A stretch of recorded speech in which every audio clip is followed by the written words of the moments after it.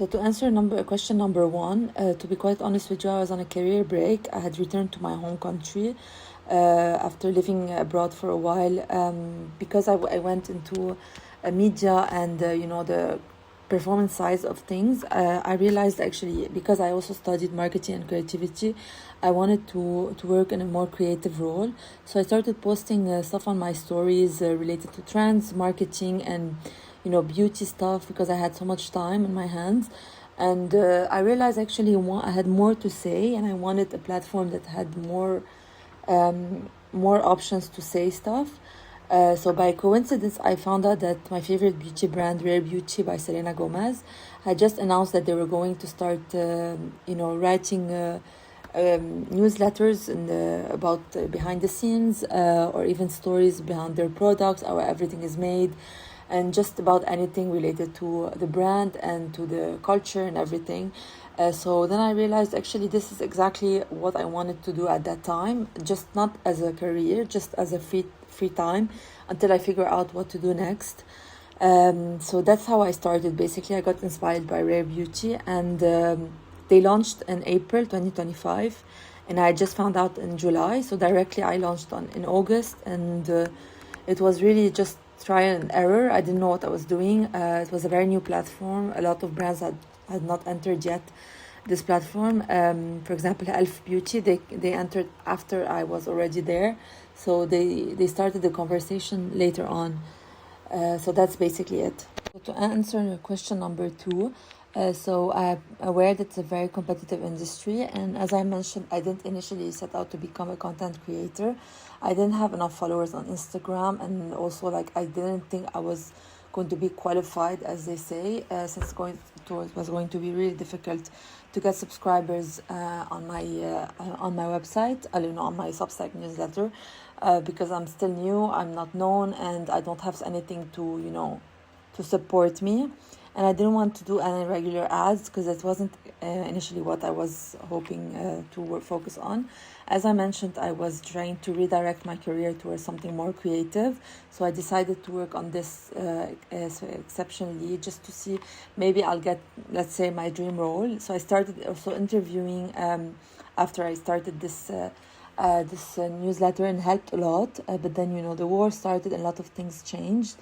So I decided to focus mostly on my newsletter, since I started to see that people are engaging, people are liking my content, brands are engaging as well. I thought it would be a good way to do it long term. And I always had a strong eye for details. I studied creativity marketing at one of the best and biggest European business schools. I also learned a lot from working in different companies, and I always had an eye, and I was always an engaged consumer. I always like to see websites, for example, to compare prices, and I always like to know where I can find something cheaper. I was always a big consumer. I love to buy stuff, and I love to also understand their strategy behind them. So as I mentioned, over time, after almost a year of writing articles, I started to develop a clearer creative identity. So I started having my own voice and analyzing campaigns, trends, and new brands.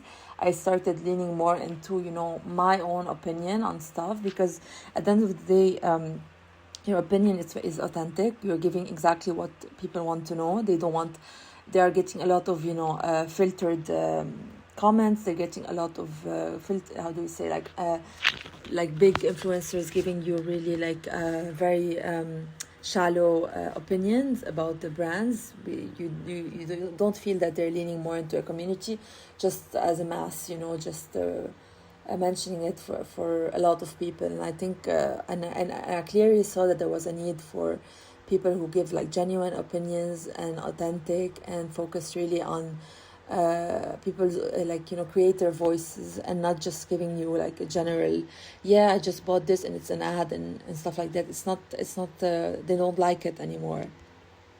Been really joining a lot of webinars, and I've been really trying to understand what is my future as a creator, since I was I started becoming creator since I started having 50 subscribers, people engaging with my content, and brands also engaging with me, and asking me to do get ready with me videos and stuff like that, which this is the next step, but I'll discuss it later. But the thing is, I started understanding that people aren't interested anymore in following those big influencers and VIP, influencers, because they feel like it's not genuine, and they're not really being genuine about things, just being getting receiving a big compensation for talking about the product. And that's basically my honest, very authentic opinion. For question 3, so becoming a content creator on a platform like Substack, it has completely changed the way I think about how influencers and brands engage with their audiences. So for example, on Instagram, you have this feature that almost every other beauty brand is using. It's called the subscriber broadcast channel, where you can share like new products, updates, or anything like you want your community to know about before like any other like your normal like followers. But it's still like super crowded. Like there's no real interaction. It's mostly just emojis and just like answering prompts and stuff like that. So I still think it's very far away from the community, from building a community actually. So that's where Substack feels different. The conversation is personal, especially like through the subscriber chat. So for example, Rare Beauty recently created a subscriber chat where we're like 5K on the group, but not everyone responds. So it still makes it very like niche. So I think like, for example, they asked once a question about what would be your favorite, let's say, product or a book and favorite snack to take with you as the summer starts. Like, for example, you answer, they try to understand a bit which product you like most about the brand. They try to understand who's engaging, who's gonna potentially, maybe they will reward us later on. I still don't know. We're still testing a lot of new things. So for me, it's just about, I think it's still in the process of test and trial. Every brand is trying to figure out how to communicate with communities. There's still not a lot of engagement. Not a lot of people have joined the bandwagon. So I still think there's a lot of opportunity there to connect with communities, especially that I've entered almost a year ago, and I'm still discovering a lot of things, and I still want to know more. So it's all about trying out and just and learning basically. So it's really a seamless experience. I feel like having different options like sharing links, photos, and videos. So continuing on question 3, so there's also a lot of opportunity for your community to not just be reading your article and getting bored. They're receiving so many emails.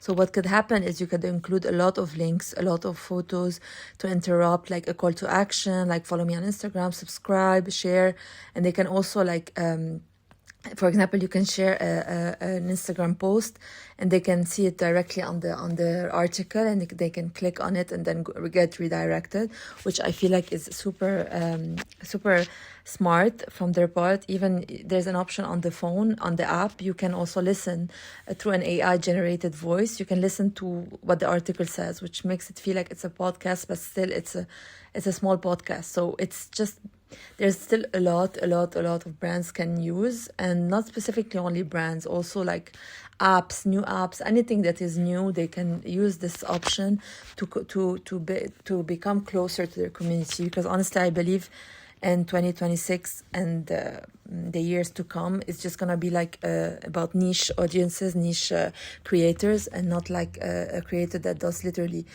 takes every other partnership as if it's it's embedded in her, because it's not for everyone. Not all creators they are being authentic about their partnerships. To answer question number 4, as I mentioned previously, Rare Beauty Secrets, which is Rare Beauty's official Substack account, sparked curiosity in me when they launched on this platform, which I had never heard of. And it's not a new platform. It's just that it's now getting its hype and slowly going into brands looking into it. So when I wrote my first article, which was in August 2025, it was dedicated to Rare Beauty, the brand, and for me it was just because I am a very, very big fan of Rare Beauty, so I know a lot of things about them. So I know, for example, where you can get community points, where you can like the mental health elements. So all of these helped me a lot to organize my article. So for me, the most important thing is organizing my thoughts. So I keep a content calendar, which I still use until today. It's just organizing how many articles I wrote, did it go live? Is it in progress? Or for example, which section is it? Fragrance, beauty, retail, and how many parts? Is it part 1, part 2, part 3, or just one? One part. So then what I do is basically I'm very detail oriented, so I tend to review my work a lot before publishing, especially now that I have a lot of brands that are following me, people who are kind of waiting for my articles. Like I can see from the subscriber list, the people who are the most engaged, the ones that are really interested, that they keep reading my articles, they give us access to that, which is great. So what I do is I aim to post on weekly basis. If not weekly, it will be no further than 10 days. And I usually share my articles via, the asset option on Instagram, and I share the link. So people who I have on Instagram, are quite different than people I have on Substack, can review the content. And also usually I try to, every 2-3 days, if I'm still focus on this content, just repost in another way, not to bore, and make it very push forward, pushy. So what I do is I try to, there's so many ways to build your creative writing. So what I do is I highlight some quotes from the articles and repost them on sometimes on my notes section on Substack and on my stories. And I also discovered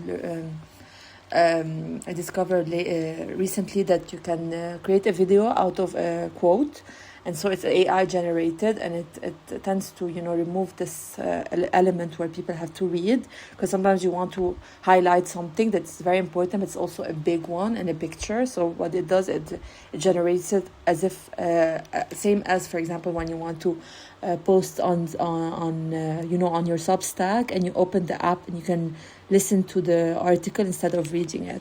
So I think that's a way to be really consistent, and I'm trying to, even for example, now when I started with my partnership, for example, I wait until I've written 2-3 parts, and then I create a social post with some assets, and reposting these assets. So there's so many different ways to do things. It just depends on what I'm working on. If I'm working on an article that I want to do, it's not a paid one, so I just do it my way.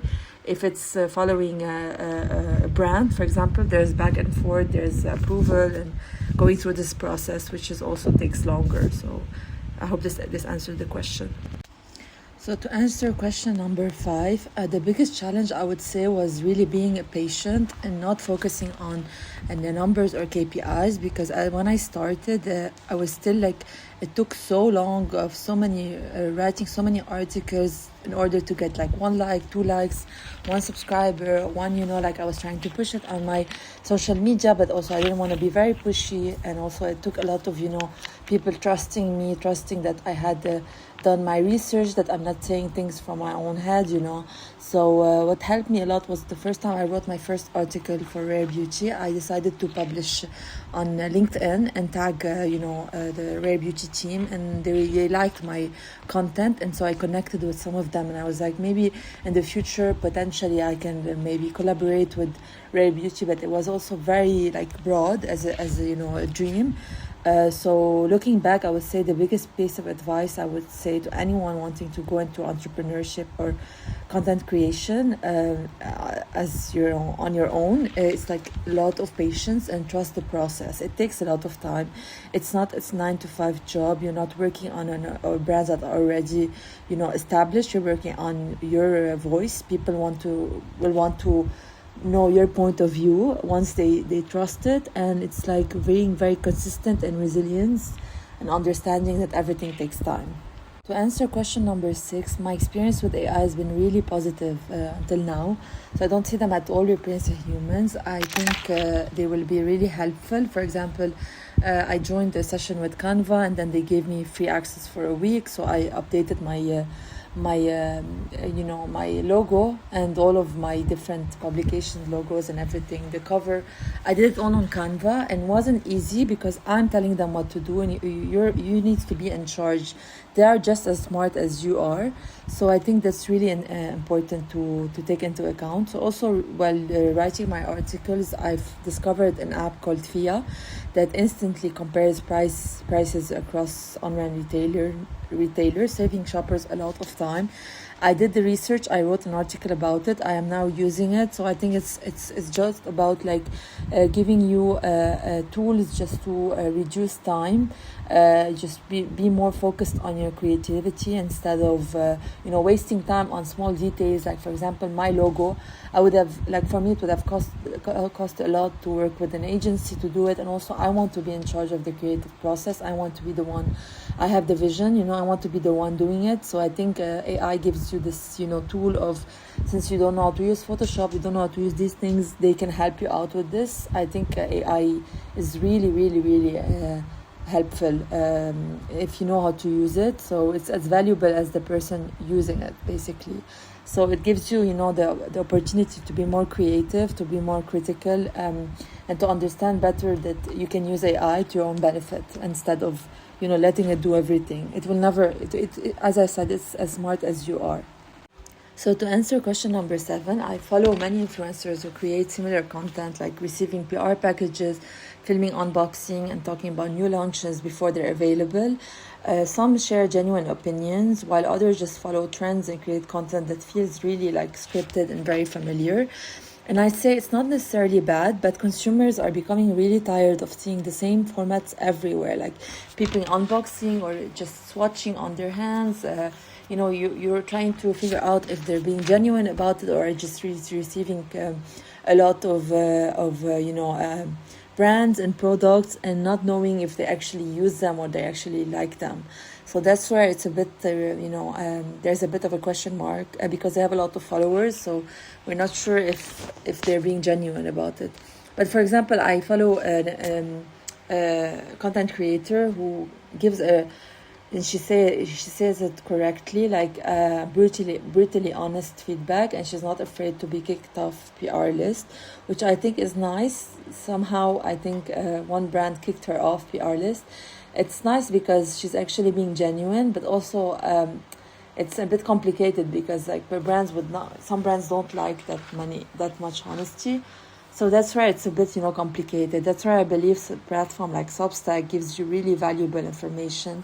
Like, it's called long form content as opposed to short form, which is like the video on TikTok.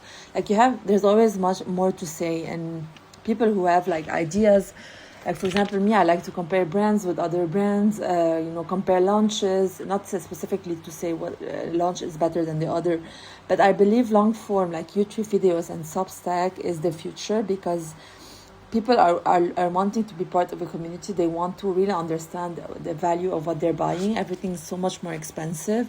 So many brands are doing exactly the same. They're using the same strategies, the same, ASMR, food involving, the food element, like, with the fruits and everything, the desserts. So it's really competitive out there. So to answer question number 8, so I'm going to be very honest with you. What helped me really understand the industry where I was heading was attending several webinars from influencer marketing platforms like Modash, and there's another one, it's called Tracker. It's based in the US. It's an AI-powered influencer marketing software, and basically they highlighted at one point at one of the webinars how brands are increasingly focusing on micro and nano influencers who really prioritize community building rather than just having a large follower count and not having the KPIs to be able to track sales or stuff like that. So I believe actually where we're heading right now, of course I'm not talking about all of the brands, it's looking at creators who have genuine relationship with their communities. They have, for example, there's 2 new platforms that are really becoming the future of creator relationship. Are called Shop My and LTK. they are on App Store. So basically they reflect the shift by allowing creators, influencers and celebrities to build digital storefronts where audiences can discover products that genuinely recommend. It's also called LLMs, so it's an AI kind of tool to basically understand the human behavior, why we're buying these things, etc. So this is still very new, and for me, I had to do really a lot of research and go into platforms like Modash and Tracker to understand what is really influencing, the influencer, the digital, influencer marketing. There's a new kind of, I'm sure you know what SEO is. There's a new term called GEO, which is generative optimizing engine. It's basically getting creative content generated by AI system. So for example, creators, they now influencer machine generated responses. So these are basically the tools that are really, for example, where we're heading. For example, in my case, because I'm working on affiliate with some brands, I've created a storefront, which you can find on the link in my bio on Instagram. It's basically, it's a storefront where I can add all of the products of the brands I currently work with, and directly when you click on it, it's connected to Awen, which is the influencer marketing platform, where I get directly the commission because they're all linked together. But it's like having a shop that's yours. It's yours because you earn the commission. So because I'm still a small creator, I do not have access to ShopMy or LTK. So what I can do is use Awen's storefront to add all of the products I'm kind of promoting from the brands I'm working with. But of course, I've had to do this research on my own because like the brand that I was working on was still very new to working with influencers like me, for example. I'd like to add for question number 9, I'm going to start shooting some Get Ready With Me videos with brands that I have an organic connection with. I'm still not doing paid partnerships with them, so I'm trying to, based on community, conversation through Substack and through Instagram, I'm trying to start doing what brands are wanting for me to do. So there's a possibility to start doing paid partnership with them. So this is also on my list for what's coming next. So Get Ready With Me videos. It's just going to take a bit more time because I'm not very skilled at doing videos. So this is something that's going to need a bit more time. So as I mentioned, still focusing on my articles. That's a thing that a lot of my readers, are enjoying seeing. So. I'll give them exactly what they want, and we'll see what happens next. To answer the last question, number 10, just my advice in general is to stay human and focus on your own perspective rather than just following what everyone else is doing. As I mentioned, we're being overloaded by creators and influencers who are doing exactly the same thing. We're reviewing products, unboxing, Get Ready With Me, and all of this. Consumers are looking, based on the data, of course, they're looking for unique and authentic voices. Even brands are doing very mostly unfiltered or just like out of the box content on social media. They are following trends, they are following what's trending at the moment, but also they're keeping an authentic, side, because they want to feel closer to their community. And that's mostly where we're heading. So focus really on storytelling instead of really forcing advertisement everywhere, like YouTube and social media. Brands are still doing this, but this is long gone, I believe. It's not anymore what everyone is looking at. It's very forced. It's hard to really report on KPIs because I've worked in the media industry and it's very pushy. And it's really because you now are seeing that people are overloaded by everything on daily basis. Ads everywhere, on the streets, on the tube, on the underground, on the on radio, on podcasts, everywhere. So it needs to be a seamless experience, and people connect with genuine experiences, not promotions. Unfortunately for other brands. So whatever you're creating, be authentic as possible. I'm going to give 2 of the best examples. Road by Hailey Bieber, Hailey Bieber was a clean girl, had the clean girl aesthetic long before she launched her brand, and then everything else followed. It's still very authentic because it's Hailey who she is. Same for Rare Beauty by Selena Gomez. She was an advocate for mental health for a long time before doing series and doing. She had like her own community of people who trust her journey, since she mentioned that she has bipolar disorder, and then when she launched in 2020, everything came seamlessly, and the brand was really popular, and they really stand to what they really are focused on this as well, while providing very good makeup and very good quality and everything. So when your voice is authentic, everything else follows naturally. And one last thing that's super important, I've learned from university, from work, from everything: stay curious. Whether you're building a brand, building yourself, or anything else, there's something that you need to remember: you're not always right, and you don't always know everything. So always be the one who's learning from other people, no matter where you stand, what's your level.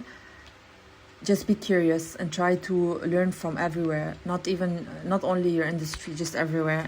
And this is the best thing I can say about entrepreneurship.